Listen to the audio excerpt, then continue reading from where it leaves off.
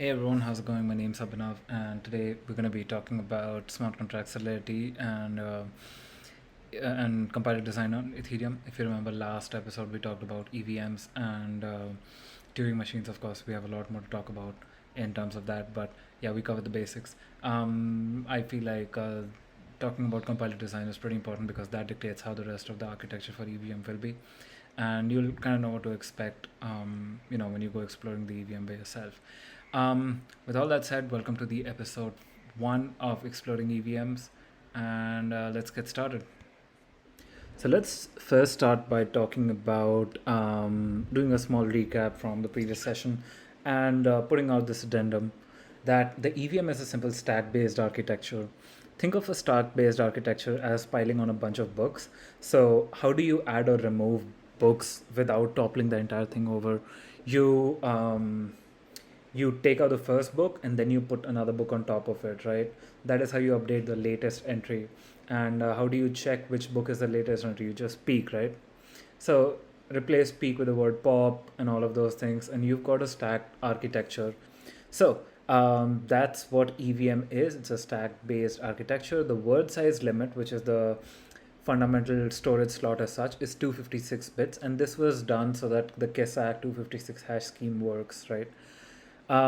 With all of that said, let's get to the actual compiler design stuff.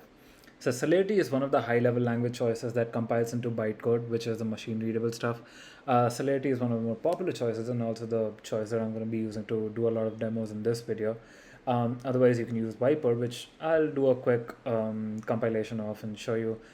Flint and Huff are your other choices. I don't know Flint or Huff really well, so I'm gonna be skipping on that for this video. You might have heard of, that's YUL. It's not really a language, and I'm going to be talking a little bit about it and probably a lot more in later videos on it.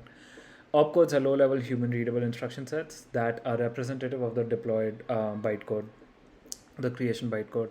Opcodes are also the things that are used to calculate gas, if I remember correctly, and the creation bytecode is used to generate the runtime bytecode, and I'll show you how that works as well. Let's have a look at a contract and what it's supposed to look like. So this contract compiles into this bytecode and this opcode, right? So with all of that said, let's get to looking at some code. So let's get started. Here's a simple Hello World code that I wrote in Solidity. It creates a Hello World application, or maybe let's do something a little more complicated, which is the counter application. All it does is it initiates a variable. Um, then you have two public functions. Solidity has public and private functions, which we'll get to in a while.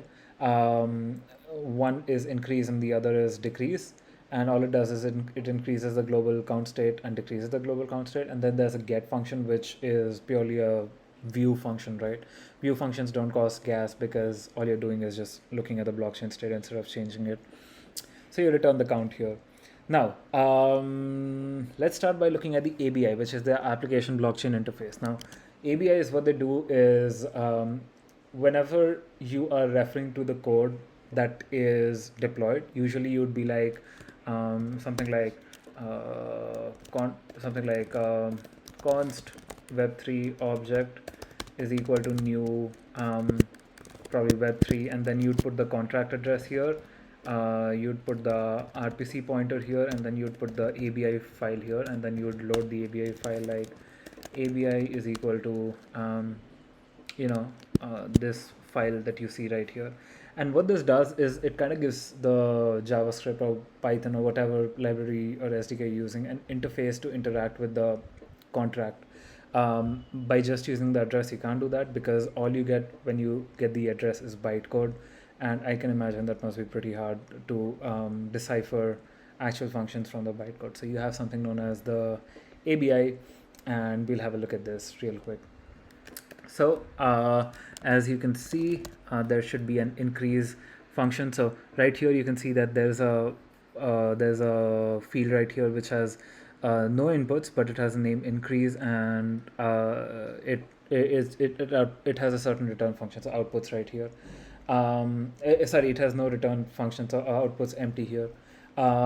You've got state mutability, which is non-payable, and all of these things. So all this is, it's kind of like a metadata for your contract that the blockchain, that your SDK needs to kind of reference what's going on. But this is not what runs on the blockchain, right? What runs on the blockchain is this thing called, let me just look at, so I'm using Solidity to create all of these. Solidity is the Solidity compiler. So if I have to do, if I have to do ASM, so yeah, I think it was just ASM x.sol, and I'm gonna do x.asm right here. Oh, I had already generated it, my bad. Yeah, so this is the x.asm, and asm is slightly different from opcode, which opcode, think of opcode as a more compact version of the asm. I think asm's full form is assembly state something. I'll put it in the description, and I'll put a text over here so that I don't look dumb. But asm, what it helps you do is, I think it just means assembly. Yeah, I think it just means assembly. It's kind of like the assembly version of your smart contract, to help the blockchain really understand to help EVM really understand what's going on. So you can see that there's all of these things happening, which, well, I can't understand this for shit. But if I go over to the opcodes, which is x.opcodes, and I generated all of this, as I said, using Solidity. So, or you can do opcodes x.sol, and you'll get the opcodes as well, right? So I'll just clear this off so that it's not distracting.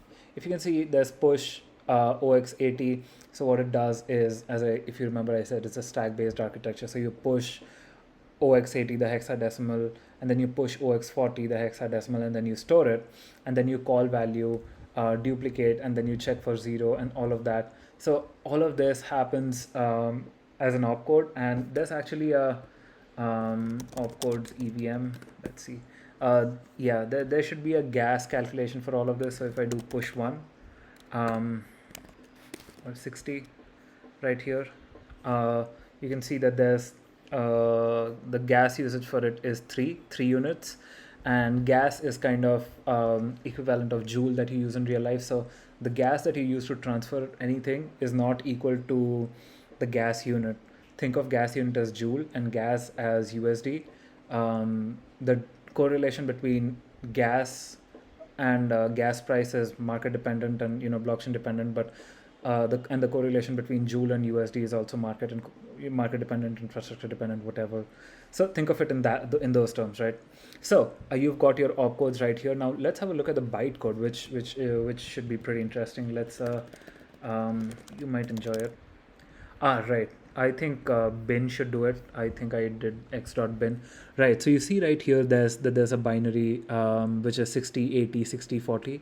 Here's the thing. If I go back right here, and if I look at the number 60, push 1, that you see that the corresponding binary for push 1 is 60. So 60, so it would technically be like this: OX60, OX80, OX60, OX40, and then you see that this actually correlates to push 1,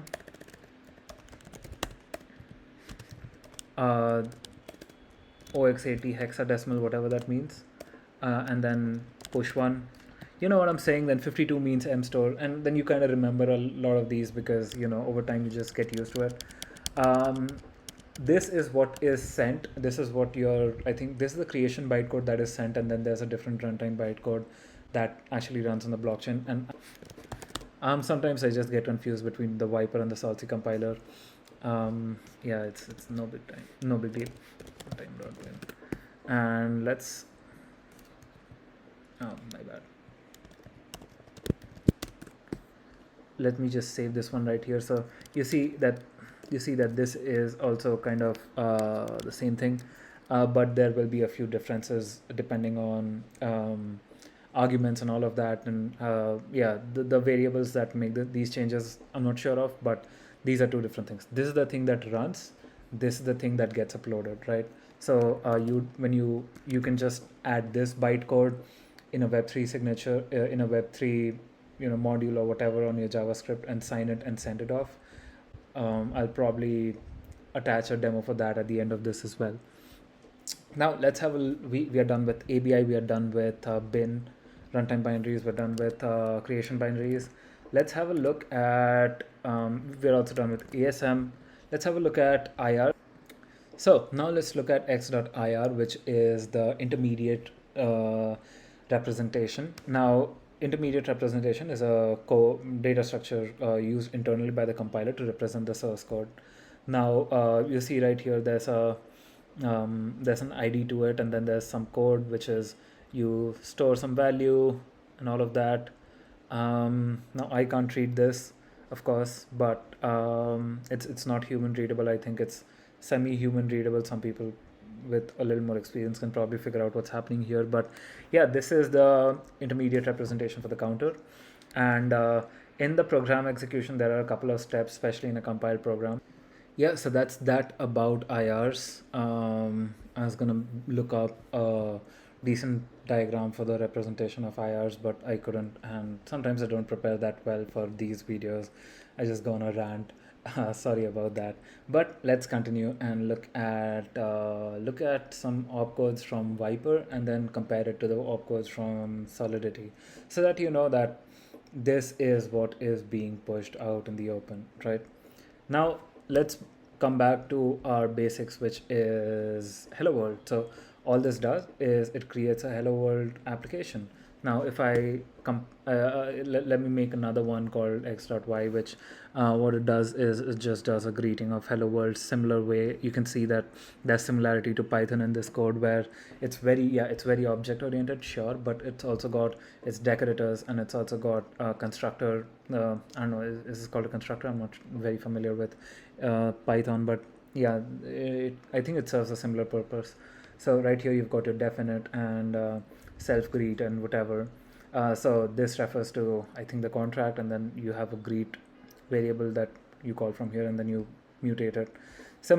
Very similar to what we're doing here, except we don't mutate it. We just call it like this, right? Probably if I have to copy that, I would be like constructor greet, yeah, this. So this is probably more similar to that, and I'll just save it in opcodes hello.sol, and I'll call it hello.sol.opcodes. Fuck, no, I forgot to put the cat thing. Yeah, right here. So we've got we've got two functions right here that I'd like you to check out. Let me just separate them like this, and as you can see already that there's certain similarities. Of course, how they both store data is completely dependent on them, but you can see that there's push mstore and a bunch of other stuff happening, and if you just go down enough, you'll probably find a bunch of codes that kind of match up in similarity. So that's that about Solidity and Viper. There's also Flint, which looks like this. There's also a counter. There's also a counter app. If I were you, I would probably at this time take this, use Flint's compiler, compare this bytecode to this counter app bytecode right here, which was x.opcodes right here. I would compare them and see how similar they are and everything. I would also write something similar in Huff, do the comparison, and figure out what is it that where's the similarities, where the differences, and what's best for me. So finally, as I promised, I would do a little demo. I haven't set up a demo yet. It's going to take some time. But there's an amazing article by Parishalan Rayamaji who discusses how to do this. What they basically do is they write this contract, which I think is just a test, some simple contract that just returns a value. They then connect to the Ganache. They have a require Web3. They introduce the file system, and then they do a new web3.current provider, and Ganache CLI, they just connect to it, or Ganache CLI, they just connect to it, right? Then they read the sol file, they compile the code right here for this test contract. and then they save it as const bytecode compile code dot bytecode. Now function deploy contract, I want you to have a look at this. There's a my contract, and it just calls interface. I'm not sure what that does, but you can see right here my contract dot deploy, and the data they send is this bytecode with the arguments 45. I'm guessing there's some kind of gas thing, and they send from this their address, I assume, with this gas or whatever. And yeah, this is just bunch of error handling right here. And once that is done, this is deployed. They go over to that, and then you can do all the checks. And then when you have to interact with it, you kind of just get the ABI, and I think the ABI must be right here somewhere. Whatever, you get the ABI, and then you can do a bunch of things with it. But and that's that about exploring EVMs episode 1, Solidity and compilers and smart contracts and all that. I hope to catch you in episode 2, where I'll be discussing a lot more about EVM. So you can look at the itinerary in the description below. Thanks for tuning in. If you subscribe, it'll be great. If you give me a like, it'll be great. If you don't do either of those but took away valuable insights from this video, that's great too. Still learning to make videos. Feedback's always welcome. The comment section's open for you. And yeah, catch you guys later.